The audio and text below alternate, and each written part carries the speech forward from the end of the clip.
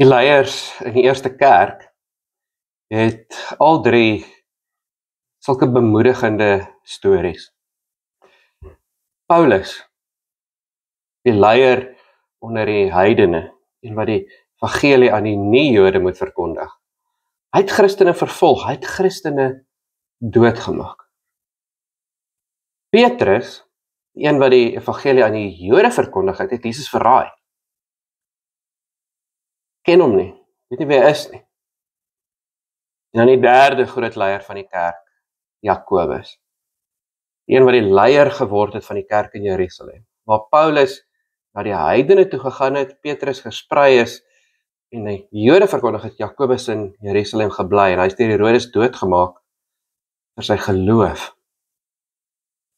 Jakobus' storie is dat hy was Jesus se broer. Hy het saam met Jesus in 'n huis groot geword, en hy het nie in hom geglo nie.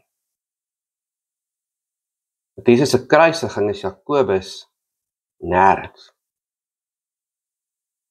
Kan jou indink as hierdie drie bymekaar moet sit? Paulus, wat weet jy?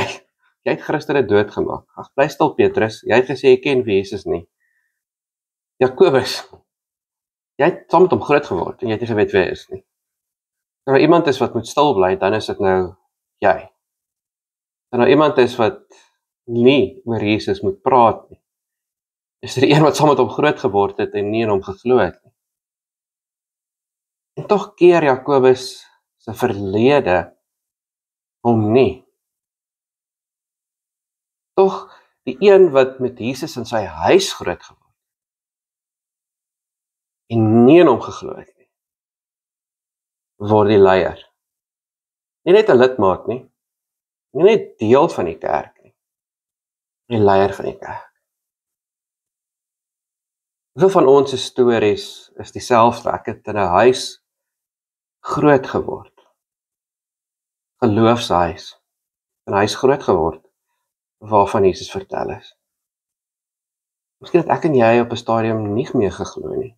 Dalk het ons nooit geglo nie. Dalk het ons dit betwyfel.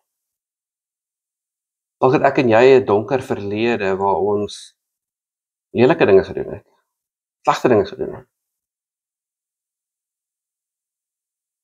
Min van ons het Paulus se verlede, waar mense doodgemaak het omdat hulle Christen is. Min van ons is so sleg.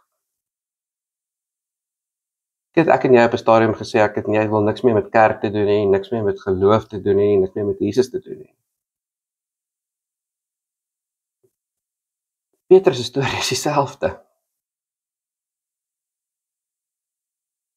Is dit nie wonderlik dat Jakobus, Jesus se broer, homself 'n diensknegt, dienaar van Jesus Christus noem. Hy het ontdek wie Jesus regtig is. En nou leef hy vir hom, en nou dien hy hom. Kan dit my en jou storie wees? Kan dit my en jou storie vandag wees? Groete van Wilhelm, diensknegt van Jesus Christus. Kan ek dit vandag vir myself sê? Is dit wie ek vandag gaan wees? Maak nie saak wat my verlede is nie. Here God, dankie dat ons kan weet dat ons verlede vergewe is. Dat U fokus op vandag. Dankie dat my toekoms verseker is. En daarom kan ek ook fokus op vandag. Fokus om dienaar, diensknegt van U te wees. Fokus daarop om 'n leier te wees. Maak nie saak wat my storie is nie.